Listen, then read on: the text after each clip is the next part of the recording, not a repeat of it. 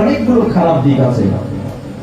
আমি পয়েন্টগুলো এখানে তুলে ধরবো না, তবে আপনি চিন্তা করবেন এর অনেকগুলো খারাপ দিক আছে। আমি বলেছি যখন আছে, যখনই কোনো জুলুস আমরা যাব তো একত্রিত ভাবে একজোট হয়ে আমরা যেন সেই গন্তব্যস্থান পর্যন্ত পৌঁছাই, আমাদের মূল উদ্দেশ্য থাকে। এবং যে রাস্তা দিয়ে যাব আমাদের উদ্দেশ্য, এবং আমরা ফলো করছি সেই কারবালাকে, আমাদের উদ্দেশ্য আজাদারি। এর মধ্যে আজাদারির মধ্যে কি আছে? গাম, দুঃখ, কষ্ট, যন্ত্রণা, সবর। এর পড়ছিলাম সেখানে মনে মুতাকি আমির মুমিনিন আলী ইবনে আবি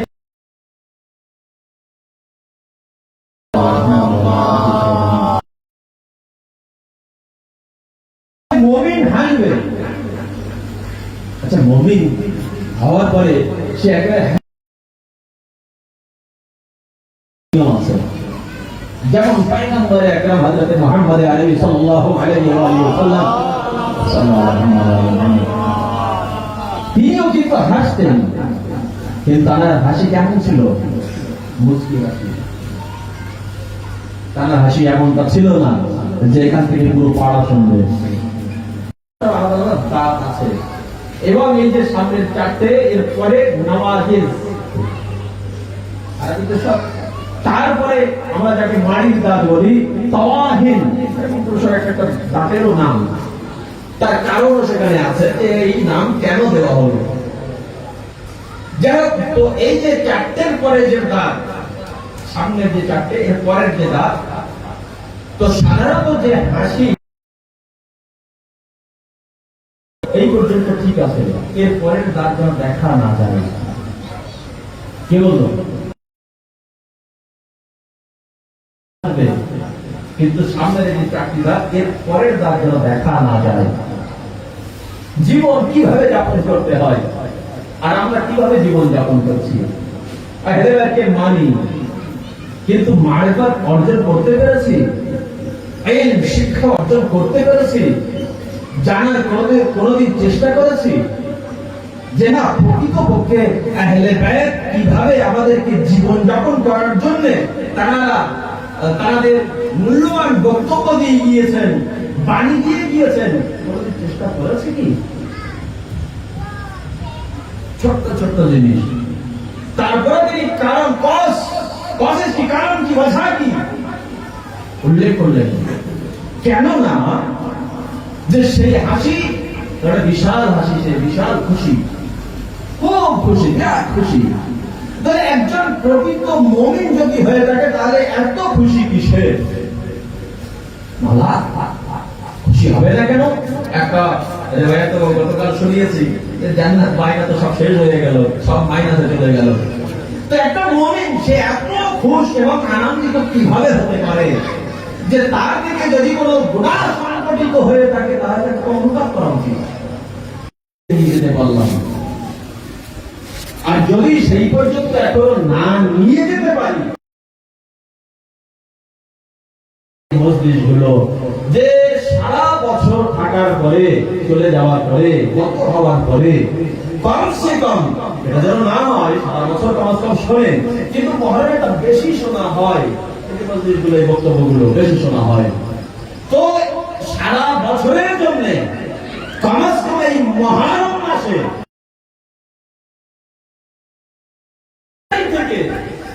নিজেকে একটা এনার্জি থেকে এনার্জি নিয়ে ফুল করে নেওয়া, যে এনার্জি ফুল করে নিয়ে আরো 11 মাস যেন আমি চলতে পারি।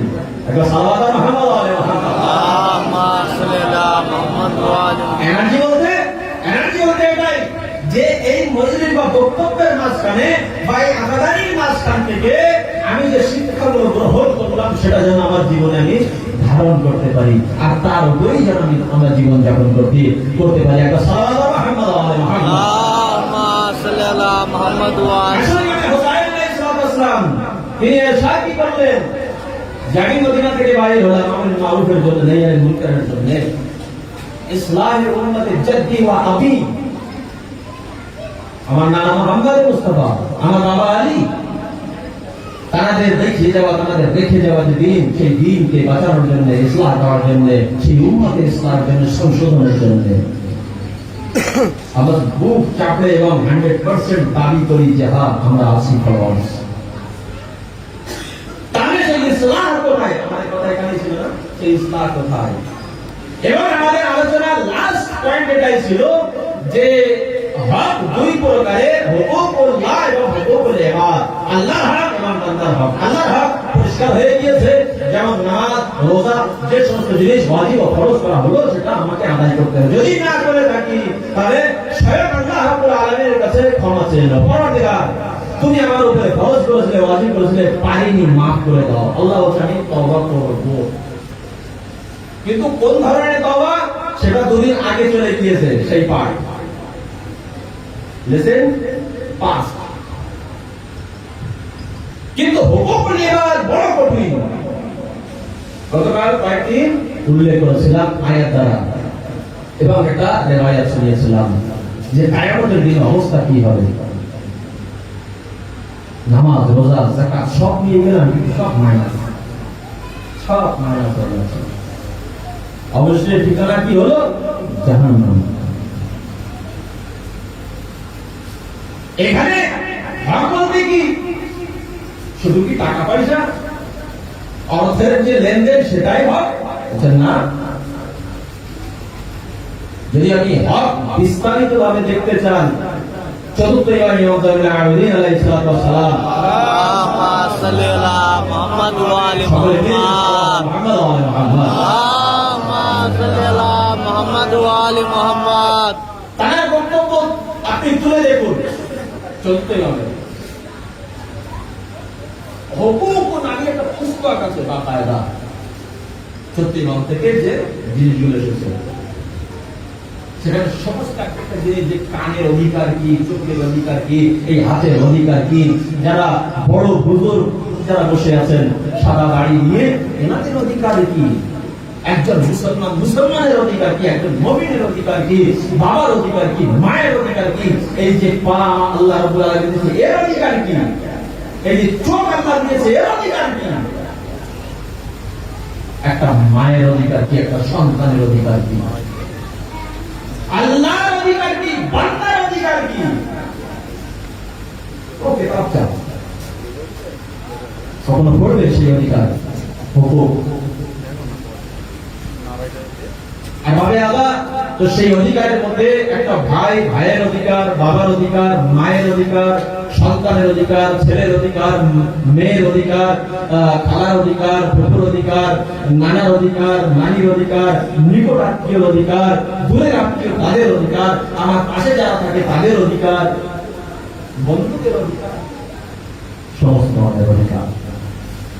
আসল কোরআন মাজিদের মধ্যে আল্লাহ রাব্বুল আলামিন সাথে শুধু কেবল মাত্র ওই লেনদেন বা অর্থ, এটা শুধু অধিকার না, বরং আরো অনেক অধিকার আছে। আমি আলাদাই করছি, আমি মজলিস করছি, আমি মাতম করি, আমি গিরিয়াওয়াজারি করি, আমি নামাজের উপরে নামাজ পড়ি, ওয়াজিব নামাজ তো ওয়াজিব নামাজ, তার সঙ্গে নফল নামাজ এবং নাফিলা সব কিছু করি।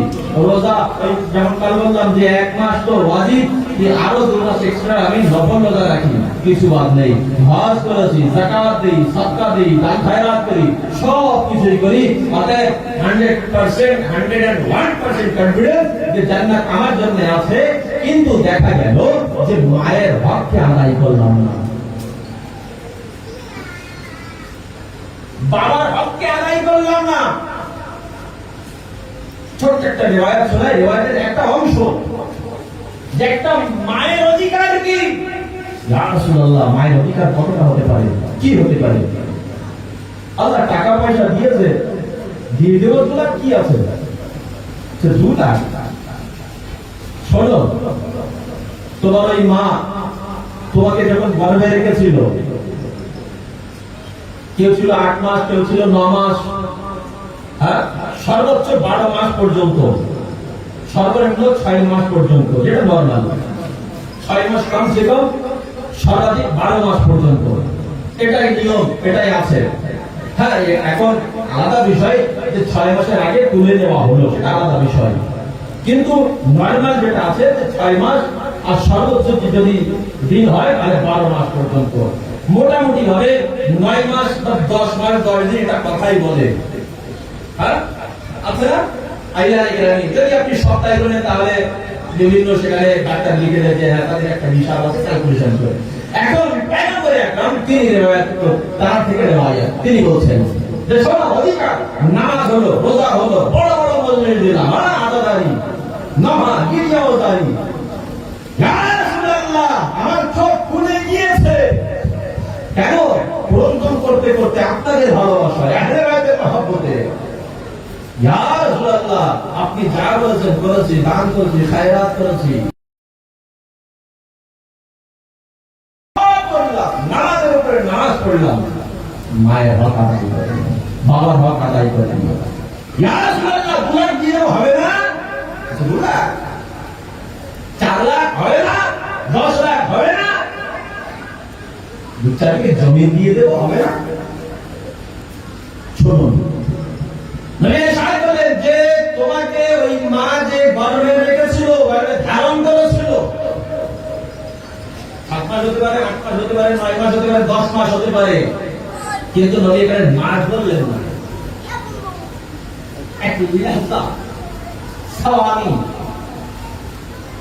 যে মুহূর্ত আমরা বলি সেকেন্ড, মিনিট, এই যে সময় কতটা কম হতে পারে। যদি সারাটা জীবন তার খেদমত করো, এই যে 1 সেকেন্ড বা 1 মিনিট বা এই যে মুহূর্ত, এটাও তুমি পরিশোধ করতে পারবে না। এটা আল্লাহুম্মা সাল্লি আলা মুহাম্মাদ ওয়া আলি মুহাম্মাদ। ইয়া আলী ইয়া আলী আলী আলী আলী আলী আলী আলী আলী আলী আলী আলী আলী আলী।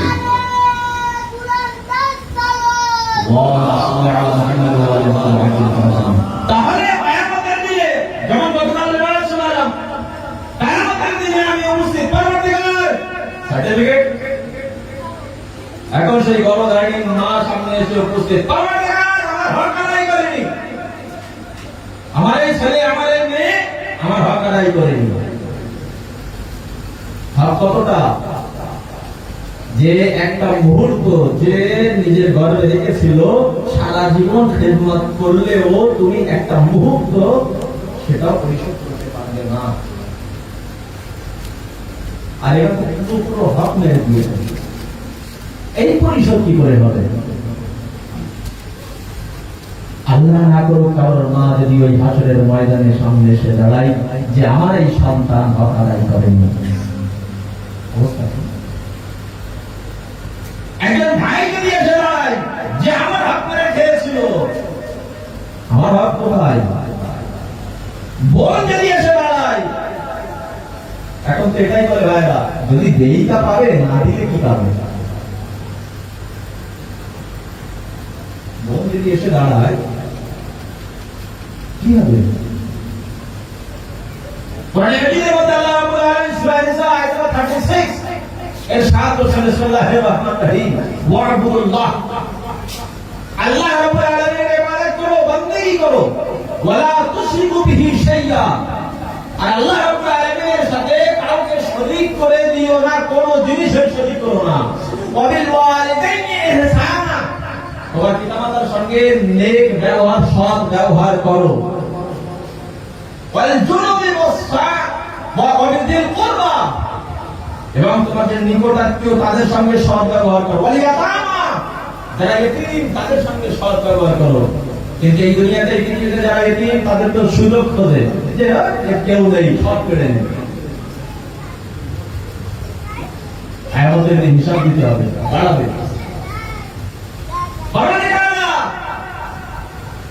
আমার এই অমুক, আমি এদিন ছিলাম, আমার বাবা ছিল না, আমি ছোট ছিলাম, আমার হক সব নিয়ে নিয়েছে, আমার হক দেয়নি।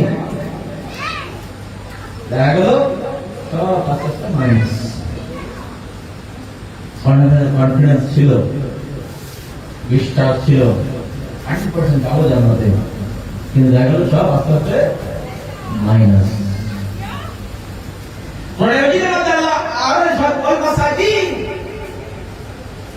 আমার একটা আয়াতের মধ্যে আল্লাহ রাব্বুল আলামিন বয়ান করেছেন যে আমি তোমাদেরকে ধন দৌলত দিয়েছি যারা গৃহস্থ ব্যক্তি ধনী ব্যক্তি আমি দিয়েছি, কিন্তু এদের গরিবদের হক আছে,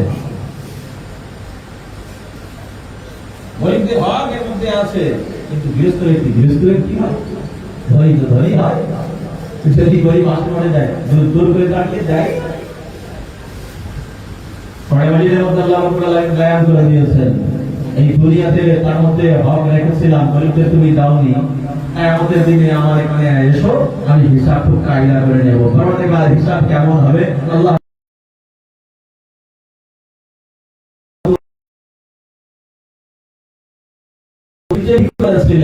ওই ধন দৌলত একটা শিকল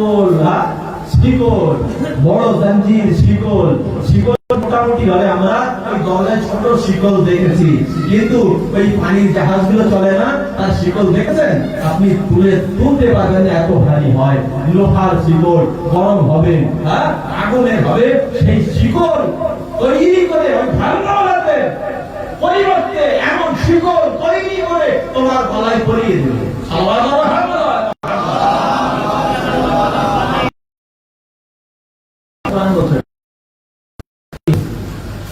এমন ধন দৌলত রেখে লাভ কি? যারা গরিব অসহায় দরিদ্র মাসাকিন তাদেরকে দেয় আল্লাহ দিয়েছে। এবং সেই সাথে সাথে ওয়াল জারি যিল কুরবা, তোমার পাড়া প্রতিবেশী যারা আছে তাদের সঙ্গে নেক ও সদ্ব্যবহার করো। পাড়া প্রতিবেশী নিকটের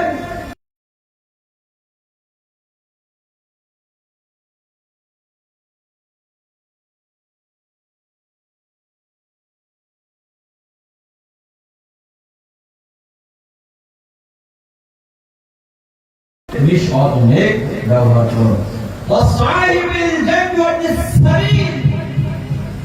এবং ওই সমস্ত ব্যক্তি যারা রাস্তায় যারা ভ্রমণে বেরিয়েছে বা যাত্রা করছে কিন্তু সেখানে অসহায় হয়ে পড়েছে,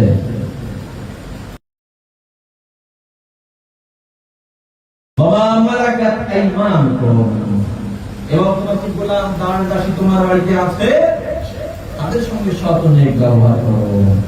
পরবর্তীকার কেন ইন্নাল্লাহা লা ইউহিব্বু মান কানা মুখতালান ফাখুরা, আল্লাহ রাব্বুল আলামিন ইরশাদ করলেন তার কারণ হচ্ছে তোমার যে রব সে এটা পছন্দ করে না যে সে অহংকার করবে, তাকাব্বুর করবে, ঘমন্ড করবে, গুরুর করবে, না পছন্দ করে না।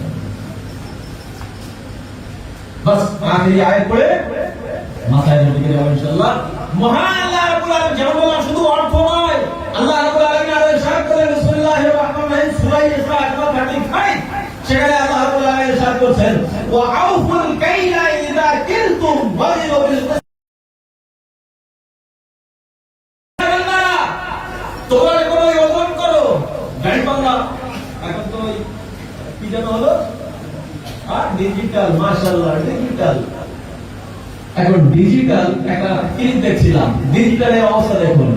ডিজিটালে কি হলো, একজন ব্যবসায়ী সে নিজের দোকানে ডিজিটাল ওই পার্লার রাখলো, digital parlour, computer parlour, digital parlour. এখন পার্লার অবস্থা নেই, ডিজিটাল কতটা মাত্র ডিজিটাল। এখন ওই যে যারা যাচাই করে আধিকারিক আসলো দোকানে, কেননা সেখান থেকে কিছুটা কমপ্লেন পেয়েছিল, অভিযোগ পেয়েছিল। এখন অভিযোগ পাওয়ার পরে দোকানে আসলো, বলছে ভাই আমার গাড়ি পাল্লা, হ্যাঁ একদম okay first class digital computer, বলছে মাপো, এই নাও কিছু জিনিস তুলে দিল, মাপো। দেখা গেল সেখানে কাটাই টাকা দিচ্ছে কম্পিউটার, সেখানে নম্বর হলো পুরো 1 কিলো 100 1000 কিলোগ্রাম 1 কিলো আসলে। আচ্ছা মনে করেন সেখানে 10 ইঞ্চি বাই 10 ইঞ্চি বা 8 ইঞ্চি বাই 8 ইঞ্চি একটা পাল্লা, আপনি হয় না ছোটখাটো দোকানে, আর সবজি হবে বড় বড় পাল্লা, কিন্তু ছোটখাটো দোকানে মনে করেন 8 ইঞ্চি বাই 8 ইঞ্চি একটা পাল্লা। প্রথম চাপালো, এখন সে 1 কোণার দিকে রাখলো, মনে করেন এই যে পাল্লা, এখন সে জিনিসটা তুলে এখানে রাখলো, কতটা দেখালো? 1 কিলোগ্রাম। আধিকারিক মানিয়ে নিল, দেখিয়ে দিয়েছে সাহেব, আচ্ছা আচ্ছা ঠিক আছে আমি মেনে নিয়েছি। আবার সেই একই জিনিস তুললো, তোলার পরে সেই পেপারটা থলিটা আবার তুললো, তোলার পরে এই কোনায় চাপিয়ে দিল, 1180 গ্রাম। বুঝতে পারে কি কিছু? সাল্লাল্লাহু আলাইহি ওয়াসাল্লাম। কম্পিউটার পাল্লা, ডিজিটাল পাল্লা, আচ্ছা একই ভাই,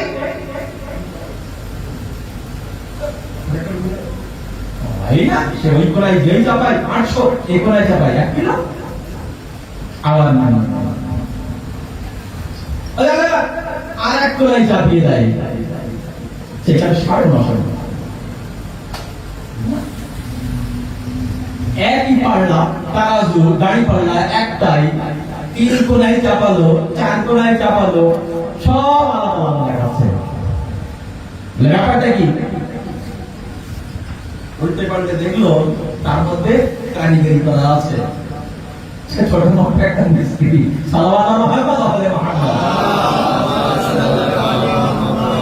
ডিজিটাল পাল্লা, কম্পিউটার পাল্লা, এটা আছে, বসে যাবে।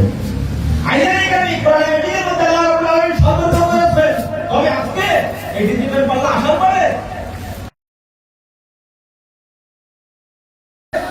আচ্ছা না কোরআন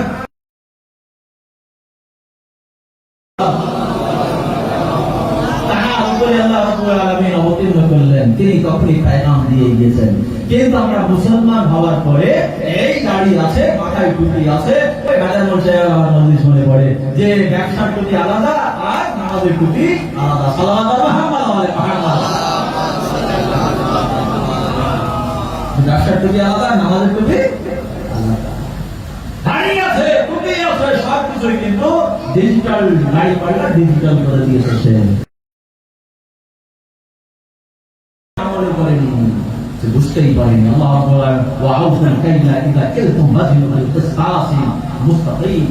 হে বান্দারা শোনো, তোমরা যখন ওই গাড়ি পাল্লায় মাপ তোল করবে, সঠিক মাপ দেবে।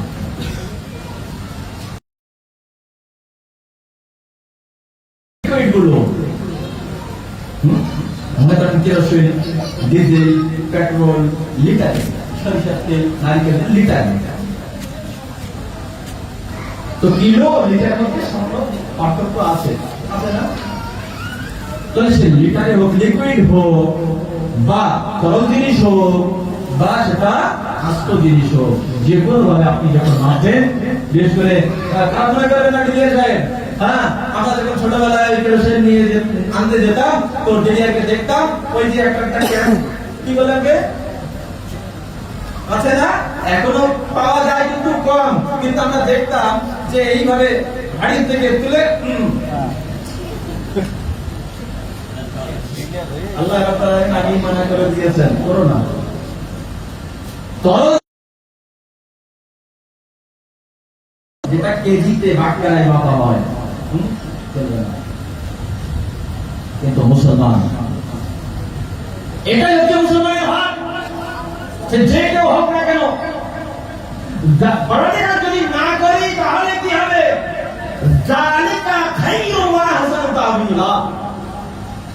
এটাই হচ্ছে তোমাদের জন্য উত্তম, বেহতরি তোমাদের এর মধ্যে আছে, আর এর মাধ্যমেই তোমরা একটা ভালো স্থান পর্যন্ত পৌঁছাতে পারবে। আর নইলে কিয়ামতের মাঝখানে হাসরের ময়দানে যদি সামনে এসে দাঁড়ায়, পরওয়ারদিগার আমাকে কম দিয়েছিল এই ওজনে, তো নেকির ওজন কিন্তু সব মাইনাস। এবং ভাব শুধু এটা নয়, ইনশাআল্লাহ আগামী দিনে যে ভাব শুধু এটা নয়, বরং আরো আছে কোরআনের আয়াত এবং হাদিসের মধ্যে। তার মধ্যে একটা জিনিস আমানত। আমানত এমনকি সবচেয়ে নিয়মে জাগ্রত,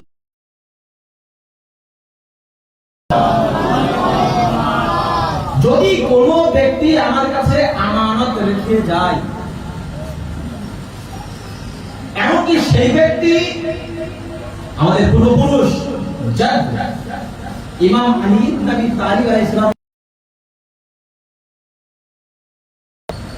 যেমন ভাবে যতটা আমানত আমার কাছে রেখে জানিস, আমার দাদা জাদ আলীর আতিল হওয়ার পরেও তার আমানতকে সেই নিয়ে ফিরিয়ে দিল। বুঝতে পারছেন? এটা একটা হক। কিন্তু আমাদের দিকে কি হয়? লেখা আছে কথা আছে, দলিল আছে, নেই, যা হবে না, সব শেষ। এক কথাই সাক্ষী আছে তোমার কাছে? না, যা হবে না। বাস এভাবে আমরা দুটি আয়াত এবং কিছু কথা তুলে ধরলাম। ইনশাআল্লাহ নিজেদের জীবনে সেটা আনার চেষ্টা করব, নিজেকে পরিবর্তন করার চেষ্টা করব। কোরআনের আয়াতের মাধ্যমে, হাদিসের মাধ্যমে এটা হতে চাইতো না। যদি এখান থেকে একটা শিক্ষা নিতে পারি বাস না, আর যদি কিছুই না নিতে পারি তাহলে লাভ নেই। গতকাল আমরা ছিলাম যে ইসহার ও কুরবানি, যেমনটা আমাকে জানানো হলো যে কারবালার শহীদদের মধ্য থেকে একজন শহীদ ইতিহাসের পাতায় পুরো ইতিহাস আপনি তুলে দেখুন, এর মতো নির্মম শহীদ কাউকে পাবেন না। সব থেকে ছোট্ট শিশু জেনারেল আলী আসলাম তার মাথায়, এবং এখান থেকে 2 টাকারে দেওয়া হবে। সাধারণত 7 তারিখে বেশিরভাগ জায়গাতে জেনারেল আসিমের মাথায় করা হয়, কিন্তু সেটাও ইনশাআল্লাহ শুনবেন। তো জেনারেল আলী আসলাম আপনি একটু হিসাব করবেন, মনে হয় একটু হিসাব করে নেবেন।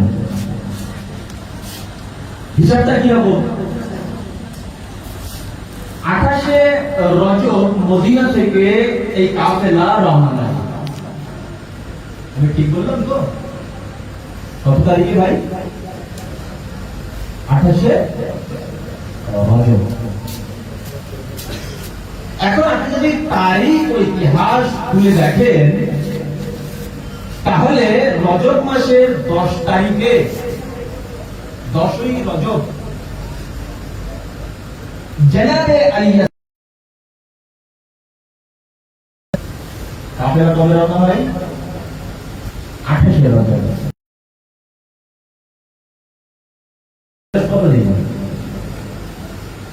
কতদিন ভাই? মাত্র 18 দিন। ইতিহাস বলছে যে কারবালায় তাকে যখন শহীদ করা হয় 6 মাস বয়স ছিল। এবার আপনি ভাবুন, যার বয়স মাত্র 18 দিন, কারবালার সফর শুরু হলো, আর এই প্রায় 5.5 মাস সফরে কেটে গেল।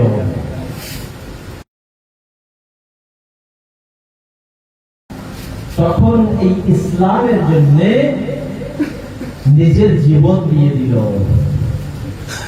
মা তো কেমন মা, কোরবান তো কেমন কোরবানি দিয়েছেন। আর বাবে আল্লাহ বাসরুমের মাসায়েলের মধ্য থেকে, যে পুরো মাসায়েল তো মাত্রা তো পড়তে পারবো না, কিন্তু কয়েকটি কথা আমি তুলে ধরবো। ইসলাম ও কোরবানি। আজ এই যুগের মা এবং ওই কারবালার মায়েদের মধ্যে অনেক পার্থক্য আছে, কিন্তু 2 হাত জোড় করে বলবো যে কারবালার মায়েদের থেকে আমাদেরকে শিক্ষা দিতে হবে। অবশ্যই আমরা সালাম জানাই। হ্যাঁ, জানাবে আলী আসগার সম্বন্ধে আমাদের যুগের ইমামও সালাম জানিয়েছেন। জিয়ারতে নাহিয়া মুকাদ্দাস আপনি তুলে দেখেন, সেখানে আমাদের যুগের ইমাম তাকে সালাম জানিয়েছেন। জনাবে আলী আসগার আলাইহিস সালাম, তার বয়স মোটামুটি 6 মাস। কারবালার ময়দানে হচ্ছে এই যে 7ই মুহররম পানি বন্ধ করে দেওয়া হলো, আর 10ই মুহররম 3 দিন হয়ে গেল পানি নেই কায়ামতে। আচ্ছা, আমরা শুধু কেবলমাত্র পড়ি বা শুনি যে 3 দিন পানি বন্ধ ছিল, 3 দিন পানি ছিল না, আলাদা আলাদা পিপাসা, কিন্তু কোনোদিন কি আমরা সেটা অনুভব করেছি? সত্যি করে বলেন তো। আচ্ছা, আসুন একবার আমরা চিন্তা করে দেখি যে কেমন পরিস্থিতি ছিল, গরম কতটা কারাগার ময়দান। সেখানে ইতিহাস বলছে যদি সেখানে ওই গরম বা ধান যদি ফেলা হয় বালুর উপরে, সেটা ফুটে ক্ষয় হয়ে যাবে। এখনো ইরাকে কেমন গরম পড়ে, 50 ডিগ্রি সেলসিয়াস প্লাস সেখানে গরম পড়ে। তার তাপমাত্রা 40, 42, 43, 44 হাইয়েস্ট, এটাই না। আর এই গরমে যে 3 দিন পর্যন্ত দানা পানি বন্ধ করে দেওয়া হয়, একটু অনুভব করেন তার অবস্থা কি হবে। এমনটাই ছিল কারবালার ময়দান। ইমাম হোসেন আলাইহিস সালাম, আসহাবে হোসেন আলাইহিস সালাম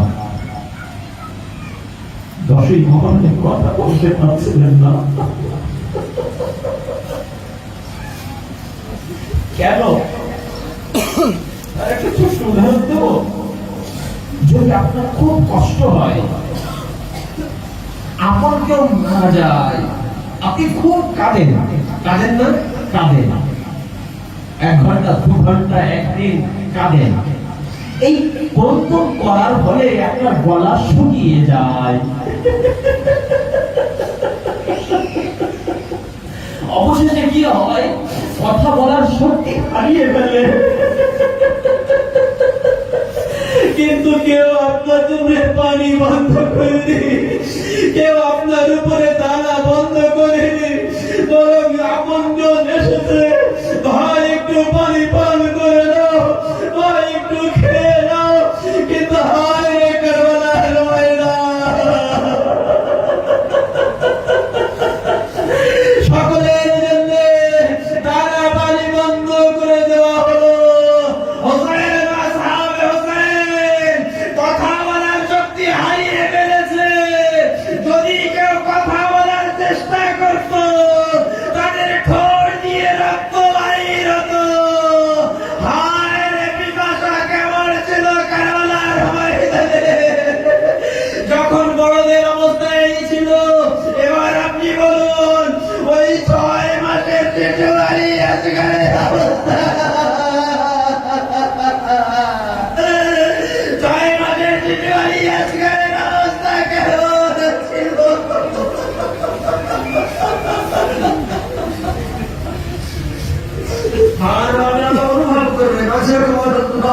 অনুভব করবেন যে ছোট্ট 6 মাসের শিশু আলিয়াসগারের অবস্থা কেমন ছিল।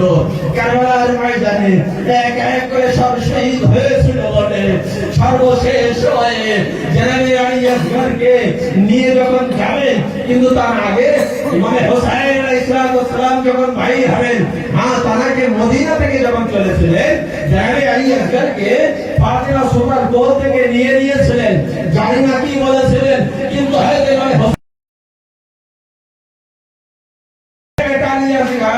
তুমি আলীর বেটার বেটা আছো, কারবালায় তোমাকে যেতে হবে, তোমার স্থান মদিনা না।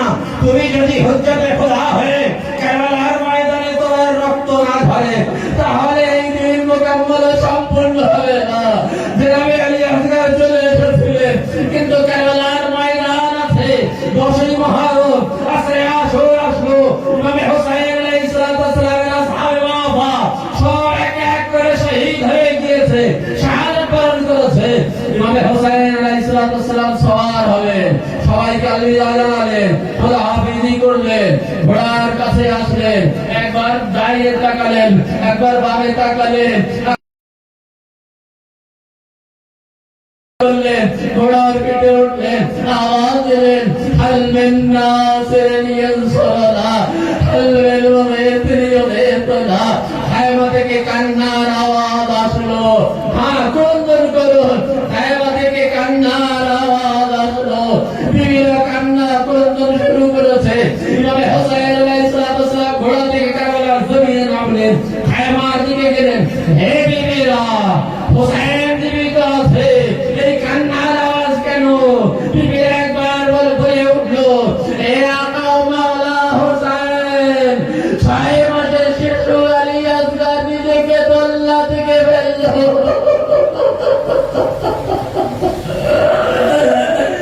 এভাবে হোসেন বললেন, নিয়ে এসো আমার এই দুধের শিশু আলী আসগরকে আমার কোলে দাও। আমি তো জানি আলী আসগর সে কথা বলতে পারে না, কথা বলতে পারে না, সে এখন হাঁটুর ভরে, সে এখন হাঁটতেও পারে না, এমন ছোট্ট শিশু আলী আসগর। হে বিবিরা, আমার শিশু আলী আসগরকে আমার কোলে দাও। হয়তো সে কথা বলতে পারে না, জবানে বেজবানি হয়তো এটাই বলেছিলেন। হে আল্লাহ মাওলা, হে বাবা হোসেন, আপনি আওয়াজ ইস্তেগাসা প্রদান করলেন, মদদ ও সাহায্য করার জন্য আওয়াজ করলেন। আমি আপনার বেটা জীবিত আছি। হে বাবা হোসেন, আমি এই কারবালার জন্য তো মদিনা ত্যাগ করেছি। হোসেন ইবনে আলী কোলে নিলেন। হ্যাঁ বিবিরা, যাবে তো মা একবার বললেন, হে আপা, হে আমার স্বামী, হে যুগের ইমাম, একটু সময়ের জন্য আমার বাচ্চা কি আমার কোলে।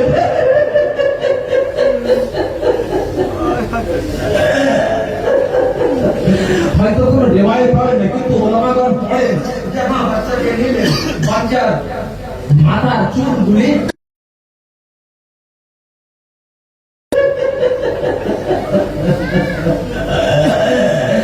সাজিয়ে গুছিয়ে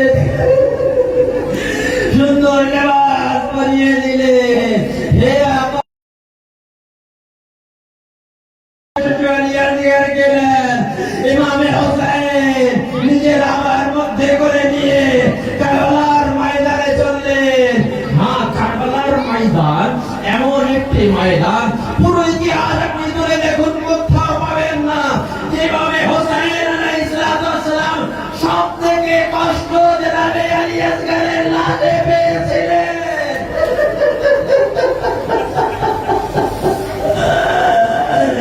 সব থেকে ছোট লাশা, সব থেকে ছোট লাশা, কিন্তু সব থেকে বেশি দুঃখ এই 6 মাসের শিশুর জন্য পেয়েছিলেন। আপনি 10 মহরমে আমল করেন না? হ্যাঁ, ওই 7 বার আপনি আগে যান, 7 বার আবার পিছনে আসেন। ইমাম হোসেন আলাইহিস সালাম এই 6 মাসের শিশু আলী আসগরের লাশকে নিয়ে করেছিলেন। আমি পুরো রিওয়ায়াত পড়বো না, তবে হ্যাঁ, তিনি এই 6 মাসের শিশু আলী আসগরের লাশকে নিয়ে একবার ভাবছিলেন, আমি খায়মাতে যাব তো সাকিনাকে কি জবাব দেব? আমি খায়মাতে এই লাশ নিয়ে যাব, এর মা বাবাকে কি জবাব দেব? আমি এই 6 মাসের শিশু আলী আসগরকে নিয়ে যাব, আমার বান্দা এলাকে কি উত্তর দেব? একবার তিনি আগে যান আর বলেন, ইন্না লিল্লাহ ওয়া ইন্না ইলাইহি রাজিউন। এলাম বিকদাই ওয়া তাসলিমান লিরাসূলি। আবার পিছনে আবার ইন্না লিল্লাহ ওয়া ইন্না ইলাইহি রাজিউন। এলাম বিকদাই ওয়া তাসলিমান লিরাসূলি। মা ভিতরে একটা লাইট চাইতে ভিতরে।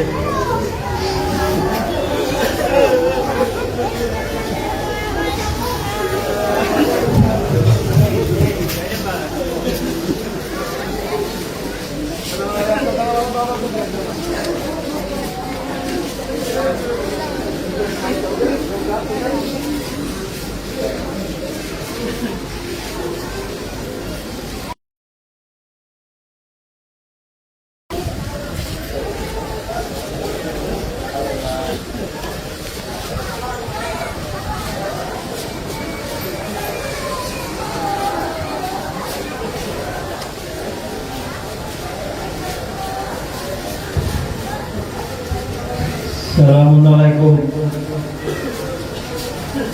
ভাইপাড়ার সমস্ত আজাদাদের উদ্দেশ্য বলছি, আপনারা সবাই জুলুসের সঙ্গে যাবেন। জুলুস বেশি দূর যাবে না, মাসুমিন কমিটি পর্যন্ত। কাজেই আপনাদের কাছে অনুরোধ করছি, আপনারা সবাই জুলুসের সঙ্গে যাবেন।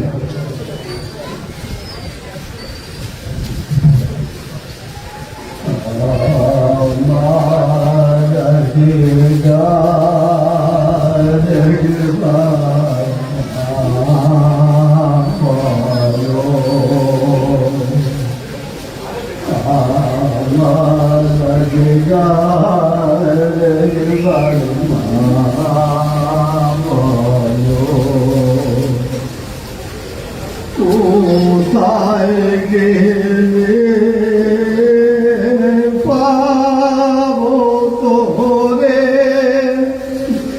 কোথায় গেলে দেখবো তোরে, এ জনমে